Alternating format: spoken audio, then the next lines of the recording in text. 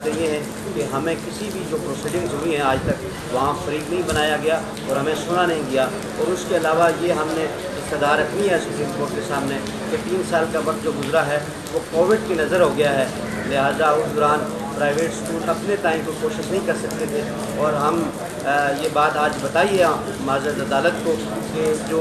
Cantonment authorities ہیں جو اس عمل کا ایک برابر کا حصہ ہیں، کیونکہ جب تک پرائیویٹ اسکول کو تعاون حاصل نہیں ہوگا کنٹونمنٹ بورڈ اتھارٹیز کا، وہ تعاون ہمیں چاہیے ہوگا کہ کمرشل ایریے انہوں نے کریٹ کرنے ہیں، پوائنٹ آؤٹ کرنے ہیں کون کون سے ہیں، متبادل اسکولوں کی جگہ دینی ہے، پلاٹس دینے ہیں، پھر وہ ایسے اسکول جو دور زیادہ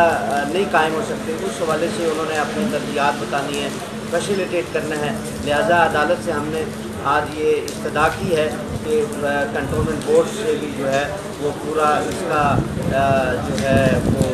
نقشہ کہہ لیں یا ان کا جو اس میں لائے عمل ہے ماسٹر پلان ہے اس حوالے سے بھی رپورٹ دی جائے۔ تو آج کی کارروائی میں مختصر یہی ہوا ہے کہ عدالت عظمیٰ نے آج کنٹونمنٹ اتھارٹی کو روک دیا ہے کہ وہ فی الحال کسی قسم کا کوئی آپریشن نہ کریں۔ Thank you. راجہ قدیر صاحب آپ بھی، راجہ صاحب آپ بھی ذرا اپنا موقف دیجیے۔ Raja Qadeer general secretary private education network district آباد، میں آج اپنے جو پرائیویٹ سیکٹر کے جتنے بھی لوگ ہیں ساروں کو مبارکباد پیش کرتا ہوں اور اللہ تعالیٰ کا شکر ادا کرتا ہوں۔ ہمارے جو لائق تھے جناب ابراک امان صاحب بھی کھڑے ہیں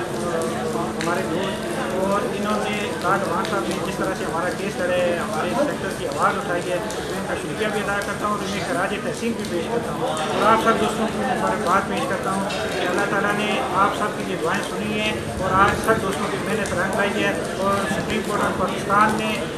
جو کینٹ تعلیمی اداروں کا جو کینٹ میں جو ایشو چل رہا تھا اس کے اوپر اسٹے دے دی، تو انشاءاللہ امید ہے کہ آگے بھی یہ فیصلہ ہمارے حق میں آئے گا۔ آپ سارے دوستوں کا بہت شکریہ۔ شکریہ جناب، بڑی مہربانی۔